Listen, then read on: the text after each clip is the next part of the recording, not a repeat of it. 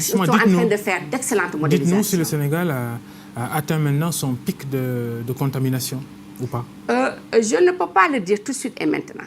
Parce que nous venons de mettre en place un logiciel qui est arrimé au DHIS2, qui est vraiment un instrument de gestion des données.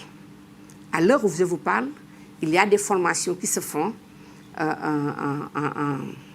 avec les nouvelles technologies de l'information et de la communication. Déjà, les documents sont disponibles au niveau de toutes les régions et au niveau des centres de traitement. Peut-être qu'en ce moment, avec le lot d'informations qu'on aura et de données, nous pourrons vous donner de façon exacte quand est-ce qu'on aura le pic. On l'a approximativement, mais veuillez attendre jusqu'à peut-être dans maximum une semaine à 10 jours. Dans une semaine. Voilà. En tout cas, nous sommes dans une phase ascendante.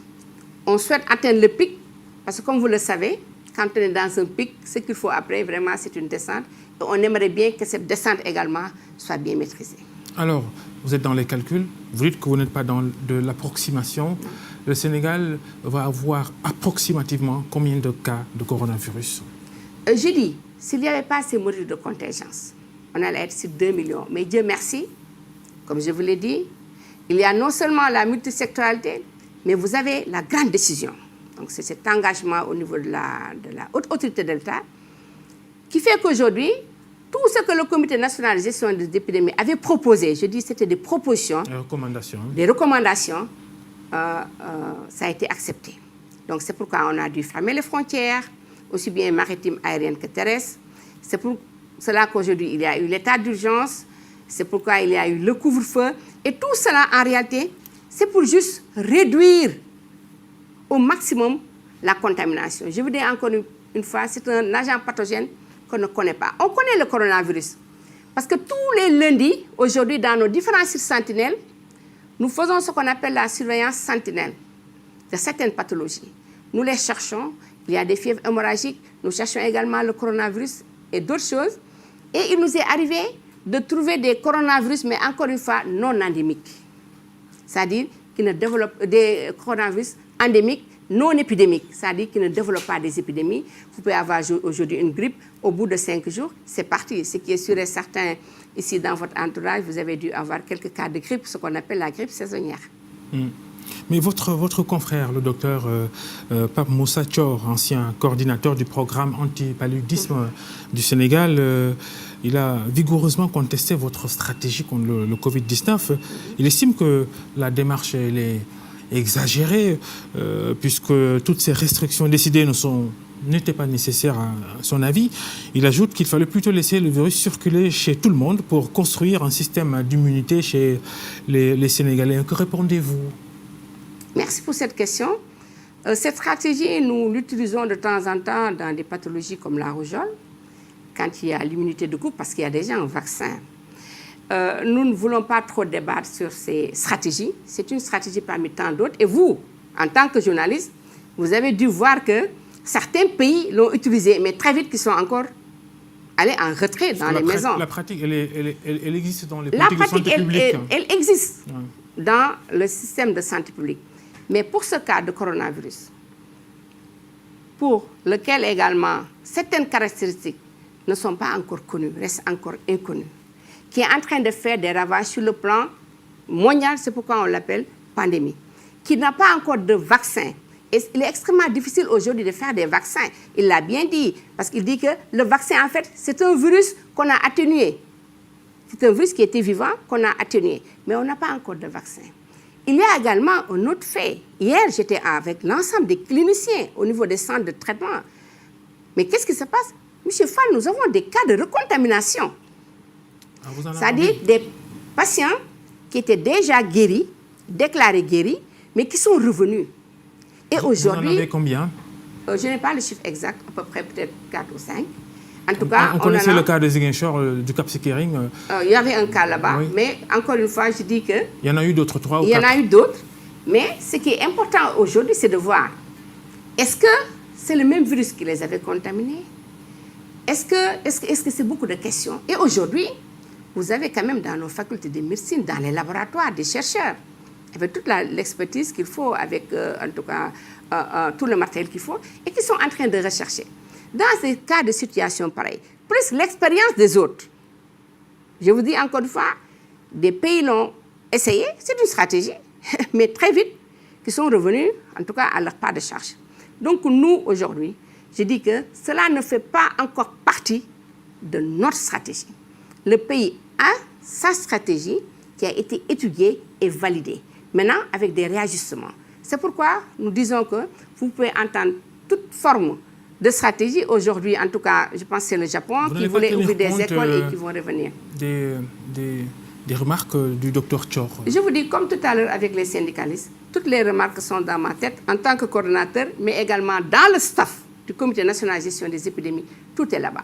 Peut-être juste si j'avais tout sorti aujourd'hui, vous allez voir déclaration du docteur Thior, déclaration de telle association, déclaration de M. Fall. Peut-être que parfois même en tant que journaliste, vous rentrez dans le net, vous sortez des choses, vous m'envoyez. Alors je vais vous demander sur la stratégie, est-ce que vraiment aujourd'hui les résultats, les effets positifs du couvre-feu nocturne, par exemple, est-ce que c'est perceptible? On se demande de ce couvre-feu nocturne-là, de 18h, de 20h à 6h du matin, est-ce qu'il a vraiment empêché la contamination de s'élargir? Vous voyez, je vous ai dit que nous sommes devant un inconnu. Ça, vraiment, il faut oser le dire. Nous sommes devant un inconnu. Nous prenons, en tout cas, toutes les stratégies qui sont encore une fois à notre portée. Ça ne sert à rien de prendre des stratégies qui ne sont pas à notre portée. Aujourd'hui, nous avons tous décidé au départ d'aller vers un confinement. Aujourd'hui, il y a de grands responsables qui disaient mordicus, il fallait un confinement. Mais aujourd'hui, après avoir étudié sur le plan international et national, voilà aujourd'hui des personnes qui nous disent non, confinement partiel dans un quartier, stigmatisation, confinement dans une grande ville, etc. Donc je vous dis, c'est beaucoup, en tout cas, d'expérience et d'avis qui nous arrivent. Maintenant, ce sont des événements qu'on appelle en tout cas, des mesures de contingence que nous allons évaluer.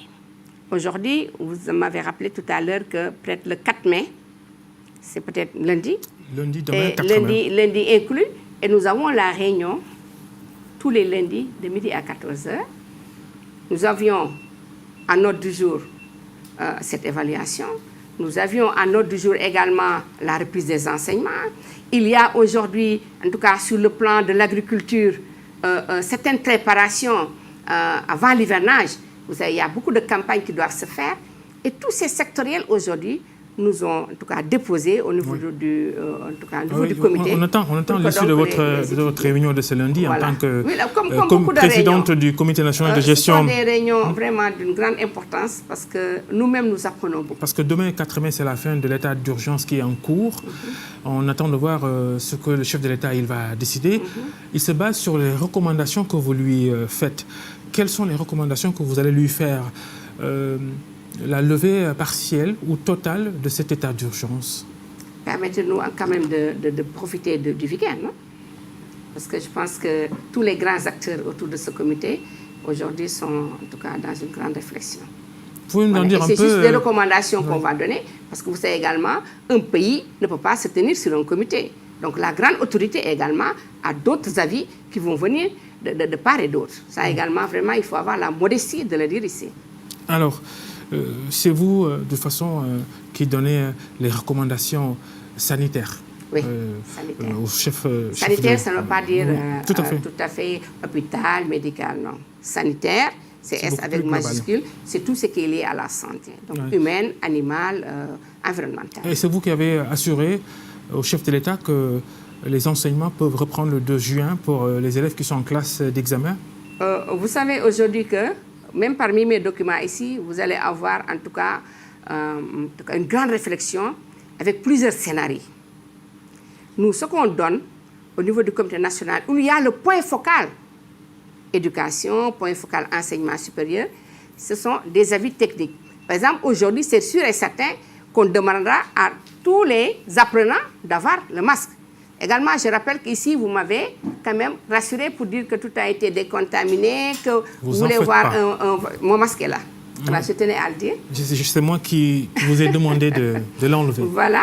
Mais également, je me suis assurée qu'il y a eu toute cette décontamination. Tout à fait. C'est important parce que là également, c'est un lieu public. Et je pense que vous ne le faites pas parce que je suis médecin, vous le faites pour tous les gens qui vont venir ici. En tout cas, merci. Là également, la presse, nous vous remercions vivement.